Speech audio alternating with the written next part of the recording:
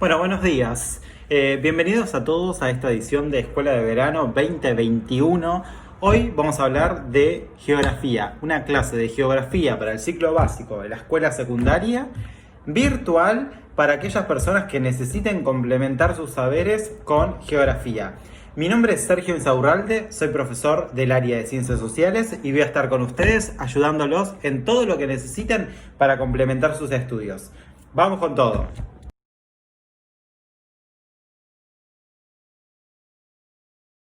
Bueno, la primera pregunta surge ¿de qué hablamos cuando hablamos de población? ¿De qué estamos hablando? Bueno, estamos hablando, cuando hablamos de población, de un grupo de personas determinado, una cantidad determinada en un lugar determinado. Es lo primero que tenemos que saber.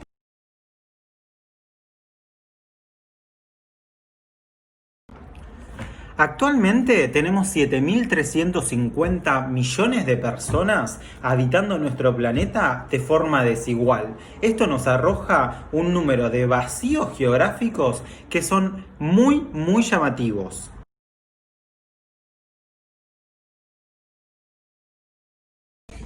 Las diferencias en la distribución de la población nos muestran muchos contrastes en la distribución de esta población país a país. ¿Por qué? Porque hay algunos países que tienen mayor cantidad de población según su cantidad de kilómetros cuadrados y hay otros que tienen una distribución de su población mucho más acentuada en distintos polos urbanos.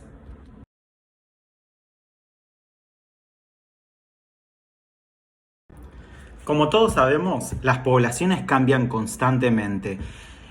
Dos factores a tener en cuenta para estudiar a la población son la estructura poblacional y la dinámica demográfica. ¿A qué hacemos referencia cuando hablamos de estructura poblacional y dinámica demográfica? Bueno, eso lo vamos a ver ahora.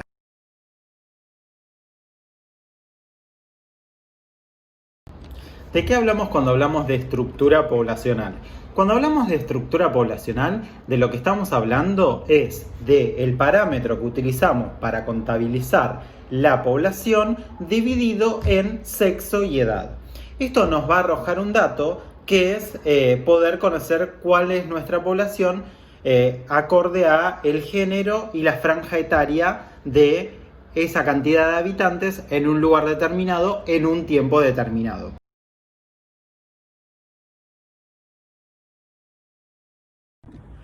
¿Para qué nos sirve conocer la estructura poblacional? Bueno, nos sirve para saber qué cantidad de personas tenemos en edad laboral. ¿Por qué? Porque después vamos a armar distintas pirámides de población donde nos va a arrojar la franja etaria de la población que tenemos.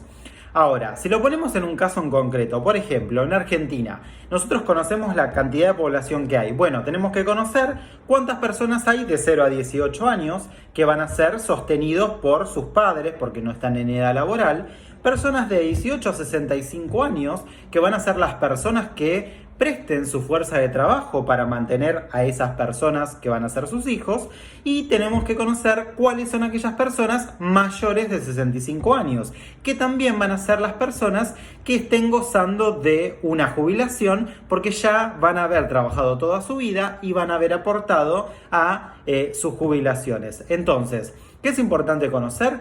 ¿Qué cantidad de personas tenemos en edad laboral que puedan sostener las jubilaciones de los que ya trabajaron y que puedan sostener a las personas que aún no han empezado a trabajar?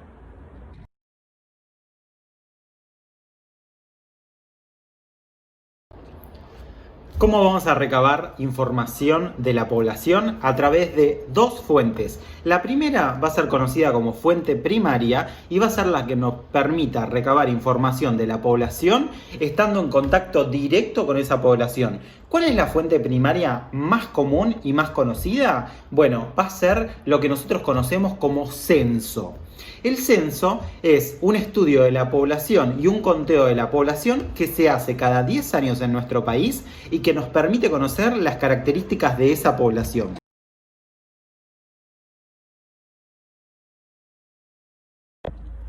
Las siguientes van a ser las fuentes secundarias, que van a ser todas aquellas fuentes que se construyan a través de los datos que arrojan las fuentes primarias. Por ejemplo, libros, publicaciones, atlas, encuestas.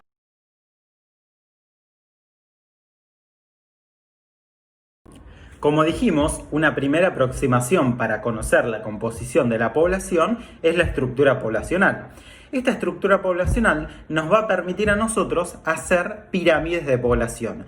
¿Qué van a hacer estas pirámides de población? Bueno, van a ser gráficos que nos permitan a nosotros poder, de alguna forma, diseñar una estructura donde nosotros visiblemente podamos ver cómo se compone por sexo y por edad nuestra población.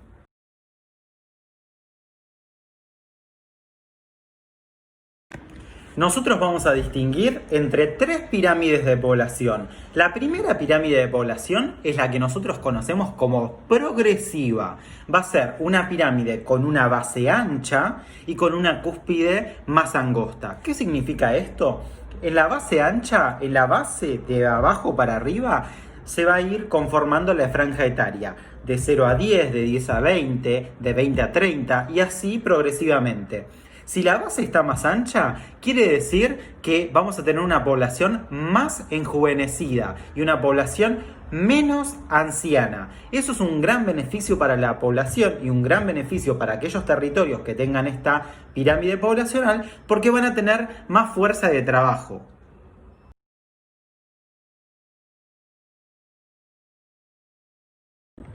El opuesto a la pirámide progresiva va a ser la pirámide regresiva, que va a ser lo contrario. Va a tener una base mucho más angosta con una cúspide que va a ir ensanchándose. ¿Eso qué significa? Que vamos a tener una menor cantidad de población enjuvenecida y una mayor cantidad de población en una franja etaria mucho más anciana.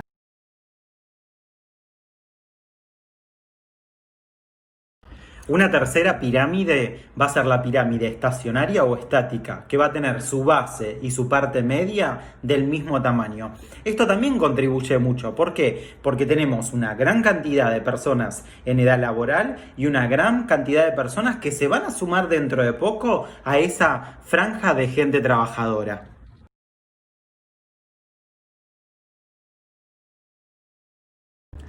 Ahora nos preguntamos, ¿qué es la dinámica poblacional? Bueno, la dinámica poblacional nos va a servir para medir las variaciones de la población y vamos a tener que tener en cuenta muchos factores para ver cómo varían las poblaciones.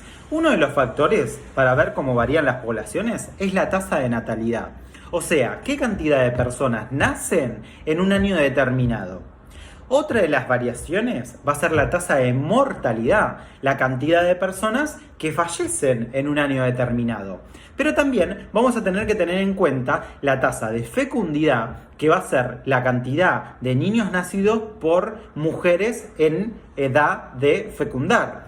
Y por otro lado, vamos a tener que tener en cuenta el saldo migratorio, que es la cantidad de personas que ingresan a un país y la cantidad de personas que se van. Y la diferencia entre esas dos tasas. Y por último, tenemos que tener en cuenta la esperanza de vida de las personas. O sea, la cantidad de años que se estima que las personas van a vivir al momento de nacer.